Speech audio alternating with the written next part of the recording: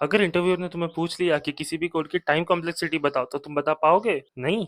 चलो समझाता हूँ। टाइम कॉम्प्लेक्सिटी मतलब ये नहीं है कि कोड को एग्जैक्टली कितने सेकंड्स लगेंगे। ये बेसिकली हमें बताता है कि इनपुट साइज इंक्रीज होने पे हमारे एल्गोरिथम का कितना काम इंक्रीज होगा। फॉर एग्जाम्पल, अगर हमारे पास 10 एलिमेंट्स हैं और मुझे सारे ही एलिमेंट्स को एक बार चेक करना है तो वो होगा 10 चेक। अगर 100 एलिमेंट्स है तो 100 चेक्स, 200 एलिमेंट्स है तो 200 चेक्स। तो यहाँ पे जितने एलिमेंट्स हैं उतने ही चेक्स हैं, तो इसको हम कहते हैं linear time, that is O of n। तो फर्स्ट है O ऑफ 1। अगर इनपुट कितना भी बड़ा हो पर मुझे सिर्फ एक ही ऑपरेशन करना है तो उसमें आएगा O ऑफ 1। फॉर एग्जाम्पल, मुझे एरे का 5th एलिमेंट चाहिए तो मैं इसे लिख दूंगा ऐसे। तो अब अगर एरे में 10 एलिमेंट्स हो या 10 लाख एलिमेंट्स हो, मुझे तो ये एलिमेंट एक ही बारी में मिल जाएगा, तो इसका टाइम कॉम्प्लेक्सिटी होगा O of 1, that is constant. Second, O of n। अगर इनपुट के साथ साथ ऑपरेशंस भी लीनियरली इंक्रीज हो रहे हैं तो उसका टाइम कॉम्प्लेक्सिटी होगा O of n। For example, हमें एक बार पूरे एरे को ट्रैवर्स करना है तो उसका टाइम कॉम्प्लेक्सिटी होगा O of n। Third, O of log n। अब मान लो हमारे पास 1000 एलिमेंट्स हैं, बट हर स्टेप में हम प्रॉब्लम को हाफ कर देते हैं, जैसे 1000 का 500, 500 का 250, 250 का 125 एंड सो ऑन। तो इसका टाइम कॉम्प्लेक्सिटी होता है O of log n। And इसका सबसे फेमस एग्जांपल है binary search. Fourth, O of n square. अगर मुझे हर एलिमेंट के लिए पूरा एरे 2 बार ट्रैवर्स करना पड़ता है तो उसकी टाइम कॉम्प्लेक्सिटी होगी O of n square. For example, nested loops and O of n square में काम सबसे ज्यादा होता है। इन शॉर्ट, O ऑफ 1 मतलब एक ही ऑपरेशन, O ऑफ n मतलब प्रॉब्लम हाफ होते जाती है, O ऑफ n मतलब जितने इनपुट्स उतने operations, and O of n square मतलब जितने इनपुट उससे ज्यादा ऑपरेशन, एंड दैट्स इट। अगर तुम्हें टाइम कॉम्प्लेक्सिटी के नोट्स चाहिए तो कमेंट कर दो नोट्स एंड वो तुम्हारे डीएम में आ जाएंगे। एंड आई होप तुम्हें समझ आया होगा कि what is time complexity, and अगर समझ में आ गया है तो मेक श्योर टू